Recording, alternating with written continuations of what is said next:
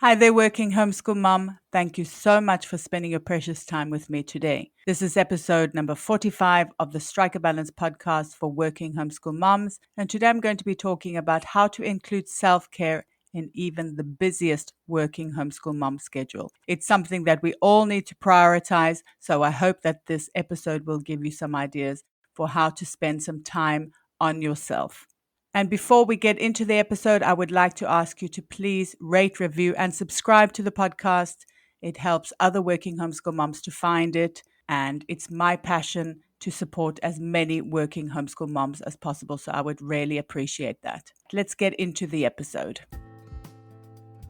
Hello and welcome to the Strike a Balance podcast for working homeschool moms. This is Charlotte Jones. I'm a homeschool coach and homeschooling mom of twin boys. I know it can feel really overwhelming to keep all the balls in the air all the time. So each week I chat about tips and strategies for being a happy and thriving working homeschool mom that you can implement in your life too. I also speak to awesome and inspiring women who manage to juggle homeschooling and work successfully and find out what their secrets are. Be sure to check out my time audit and mindset challenge in the show notes and sign up to my newsletter for lots of cool freebies. And if you ever need to chat, please book in a session with me. I'm so excited for you to be here and I hope you'll get so much value out of this episode. So let's get started. Are you looking for a new math curriculum? Well, I'm thrilled to introduce our favorite math curriculum to you. CTCMath specializes in providing online video tutorials that take a multi-sensory approach to learning. Favorably reviewed in Cathy Duffy's 102 Top Picks and the old Schoolhouse crew review, the lessons are short and concise to help your children break down concepts and appreciate math in a whole new way. The lessons are taught the traditional way and not to a test. Each one of the video tutorials is taught by an internationally acclaimed teacher, Pat Murray, who is renowned for teaching math concepts in a simple, easy to understand way and in only a few minutes at a time. Using a multi-sensory approach means having the combination of effective graphics and animation synchronized with the voice of a friendly teacher together with a practical assessment. This three-pronged attack makes learning so much easier and more effective. Even students who struggled with math are getting fantastic results, and ones who were doing okay before are now doing brilliantly. Visit ctcmath.com today to start your free trial. CTC Maths is generously offering my listeners an amazing special. Go to www.ctcmath.com/MLH to get a half price discount plus a bonus 6 months for free. That's ctcmath.com/MLH. So how does a really busy working homeschool mom include self-care in your day? I know that many working homeschool moms feel like they just don't have the time to do it, but I believe that self-care is possible for even the busiest mom who works and who also homeschools. It's a mixture of practical steps to take, and there are also some mindset shifts that have to happen. So in this episode, I just want to give you some ideas to help you feel like you do have enough time and so that you can include self-care in your day. Let's start by looking at some of the practical steps that you can take. One thing that I highly recommend for people who struggle with time management is to take a time audit. I think it's the best thing since sliced bread because it gives you a solid foundation of where to start from. If you know where your time goes, you can make better decisions about what can stay and what can go.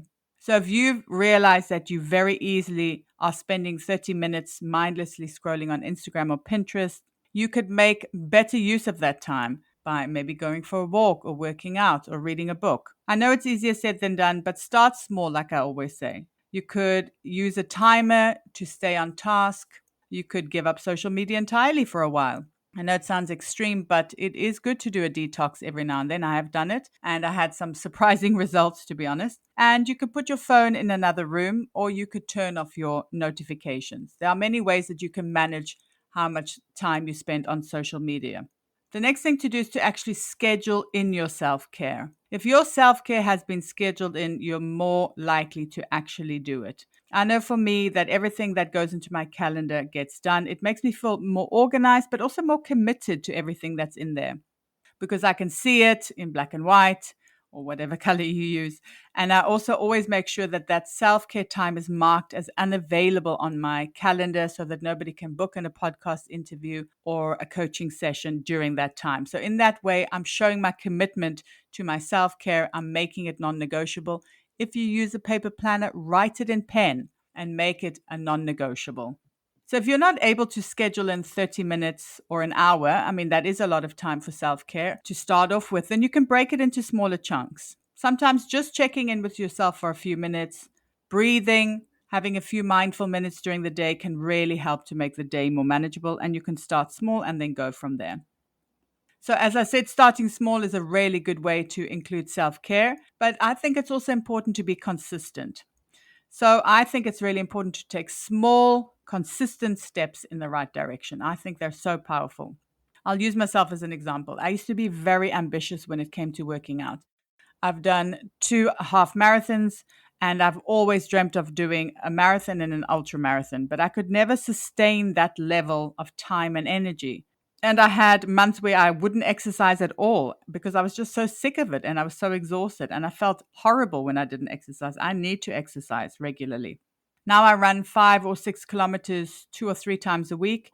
And then I do a few short HIIT or yoga sessions on the other days, but I do it consistently. And even if I may miss a few days here or there, I always do something within that week. So the consistency for me is not related to every day, but to weeks and months. And I've been doing it for more than 2 years now, probably closer to 3 years. And the bonus is that I've actually lost quite a lot of weight and kept it off. No dieting, no hectic regime, no mad restrictions, but just small, consistent steps of exercising. So the same could work for you. So you could start with literally 1 minute a day and then increase that time when you feel more comfortable. And you could even start with once a week and increase the number of days as self-care becomes more natural and it becomes a habit. So let's talk about the mindset shifts for getting self-care into your day when you're busy. The first thing to do is to prioritize yourself. Once again, I know this sounds really simple, and I also actually realize that it isn't. There are so many blocks that can come up from taking time for yourself. You might have been taught as a child that being selfless is a great quality, or you might feel uncomfortable because being busy is just your natural state of being. And you might not like what you hear when it's quiet, when you're checking in with yourself. Making yourself a priority takes practice if you're not used to it. It can even feel wrong at the beginning, but it's so important to overcome this. The effects can be far-reaching and serious if you do not have enough self-care. And if you can't manage your stress daily, you could easily become physically ill. Another important aspect of putting yourself at the top of the list is setting boundaries. Setting boundaries is hard, but they're necessary if you're going to be a happy and thriving working homeschool mom. You need to be able to take control of your time so that you can decide how to fill up your days so that your schedule is aligned to your values and your goals. Once again, not easy, but you're not being a bad person if you set boundaries. You're actually being good to the most important person in your life, who is you.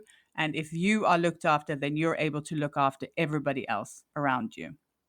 The next thing to do is to be brave and ask for help. So if you have some support, use it. I know society values busyness, hustle, being self-sufficient, but you don't have to do it all on your own. If you can ask for help, then you should do it. And it's not weak, and it doesn't make you a bad person. You could ask your partner or a family member to cover you for an hour. You could get your older kids involved if you have little ones. You could hire a babysitter or drop your kids off at a play center. Or you could start a system of homeschool swapping with other homeschooling families. At the end of the day, you are allowed self-care. I know when I started trying to include self-care, I experienced a lot of guilt.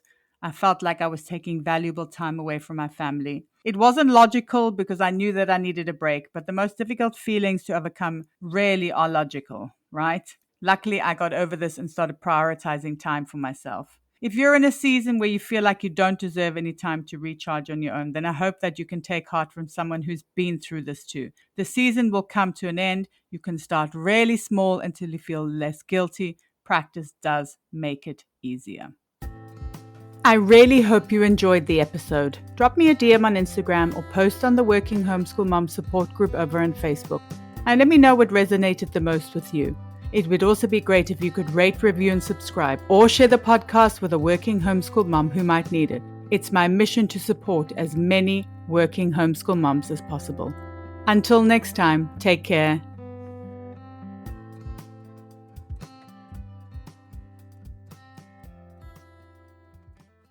Hi there, working homeschool mom. Thank you so much for spending your precious time with me today. This is episode number 45 of the Strike a Balance podcast for working homeschool moms. And today I'm going to be talking about how to include self-care in even the busiest working homeschool mom schedule. It's something that we all need to prioritize. So I hope that this episode will give you some ideas for how to spend some time on yourself. And before we get into the episode, I would like to ask you to please rate, review, and subscribe to the